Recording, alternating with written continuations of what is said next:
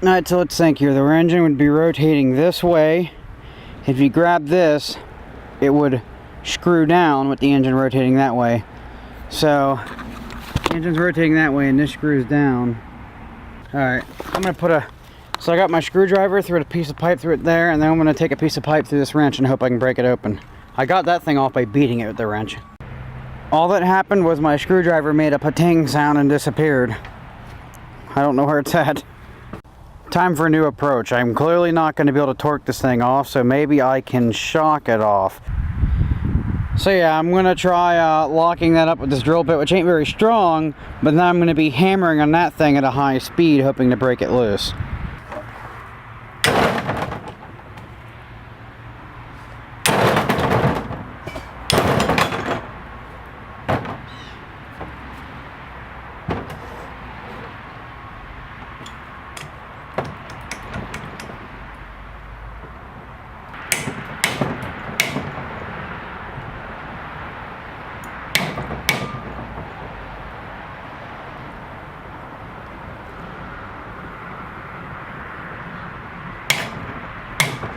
Much as I don't want to, I guess I should head to Walmart and get some penetrating oil and a case of pop.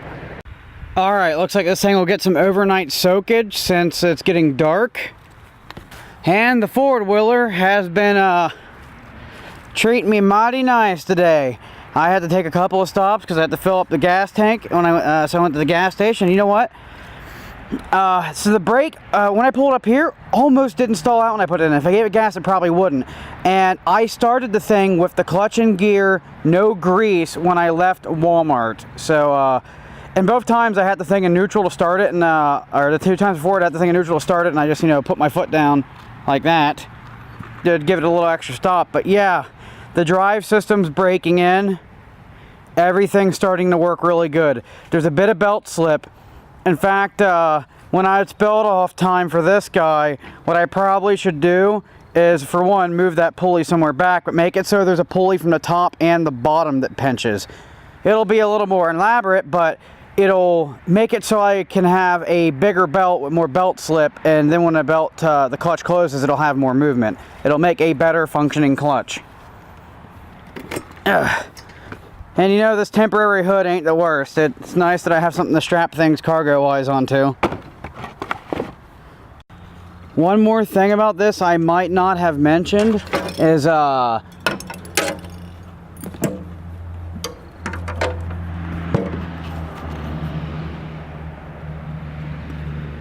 come on, what was I thinking about? Damn it! Alright, now I remember. One thing before that I may have not mentioned is the carburetor. When I was getting this engine to run, I remember me saying something about a seal being messed up in it. Well, there might be. Oh, hey, there's a truck in the shoeys field. That's probably one of the shoeys. There was a bad seal, and there is actually some type of leak going on at the carburetor. I have had a lot of problems starting this thing where, because I stalled out or something like that, or I just shut it off and came back a minute later with the fuel on. And let me tell you, the engine gets so flooded, I have to open it full throttle, and I have to rip that cord about 30 times. I'm good and sweating and worn out, and then full throttle will be put, put, put, put, put, put, put, put, while gas is just spitting out the exhaust. And I've always had issues with this carburetor not running right on idle. In fact, if you've noticed, its idle is put, put, put, put, put,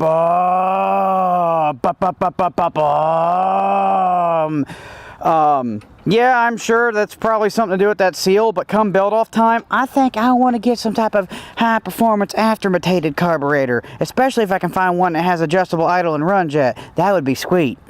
And something I'm really neglecting is getting this thing going. It's got one of those point systems and there's no spark, and I need to figure out why. This would be the first point system I ever actually worked on. I know nothing about points other than it's not magneto. And it's got like a capacitor, I think. Alright, final thing before I go into the night. The spray paint I used for Dinky does not seem to be holding up very well. So if anybody has recommendations for how to make my paint last longer or whatever, I mean, I used the Rust-Oleum Rust Metal Primer and I grinded everything till it was chrome. There's a video on it. But that paint just ain't holding up.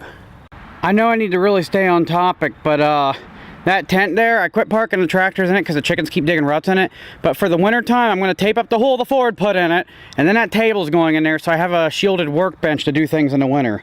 And I probably could squeeze one tractor in there if I put everything in just right. Didn't hear you say anything for a while. I think I'm getting this off. I'm actually holding the flywheel by hand, heating the nut with a blowtorch and soaking it with PB Blaster. And then I'm just going at the pipe wrench with a hammer. And apparently I've also been rotating it the wrong way. Although I have been going back and forth trying both ways with no luck, but after breaking pieces of the flywheel off, I finally am getting it. Yep, it's coming. Here it comes.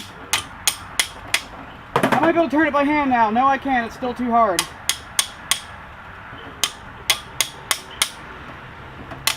I'm going to be JB welding this flywheel back together because it's aluminum, I think. Or is it? No, this is cast iron. I might be able to regular weld it back together. Can I hand turn it yet?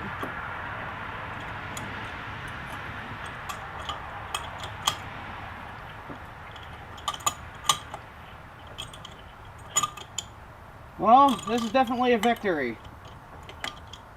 Can I touch this? Huh? It's to the point where I can turn it by hand. It's almost off. But the metal's still hot, so I'm going to have to keep using the wrench. Oh, I didn't get burnt that bad. I got burnt much worse when I hit my hand on the blowtorch. Alright, I'm going to just grab a rag. There we go. Alright, almost. Now the next step is the flywheel, which I hope is loose with how much I've been jostle jabbing this.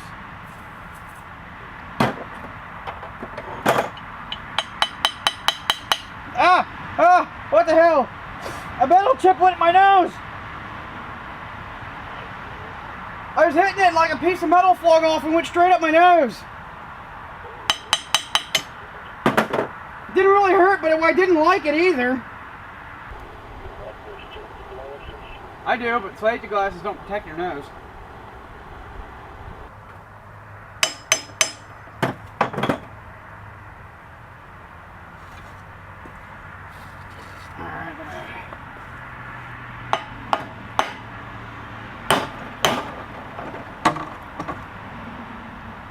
I got the nut off, but the flywheel still on there.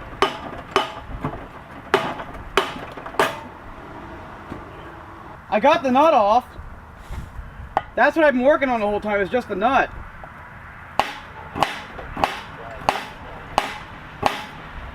Nope, the flywheel nut was coming off.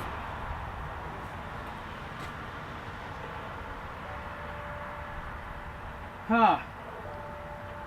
I wish I had a second person here. If I could have somebody hold the flywheel, then I could just hammer the shaft out of it.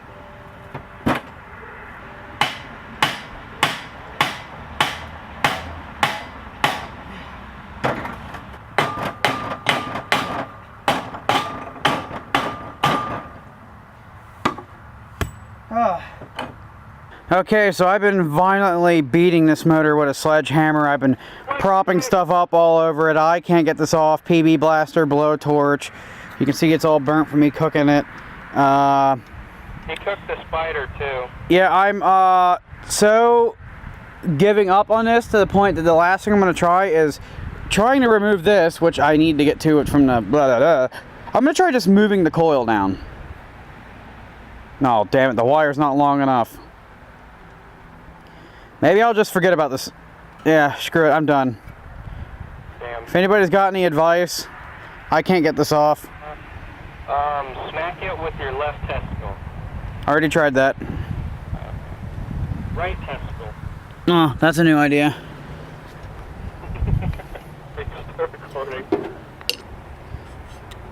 Yeah, I just kind of went apeshit in that last bit there. There was a half as many of these broke off, but I got really pissed off. Well, I gotta go because I'm going to... Alright. Alright. See you later. See ya.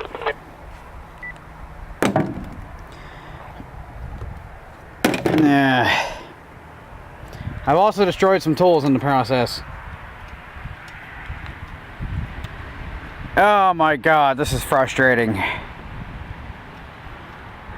I've never had so much trouble with a flywheel. Normally I can just give them a little tap and they come off.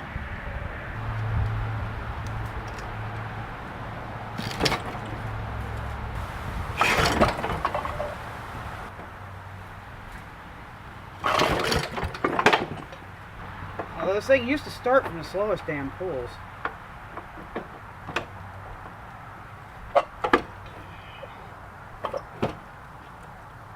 I guess I used to also drive it all the time.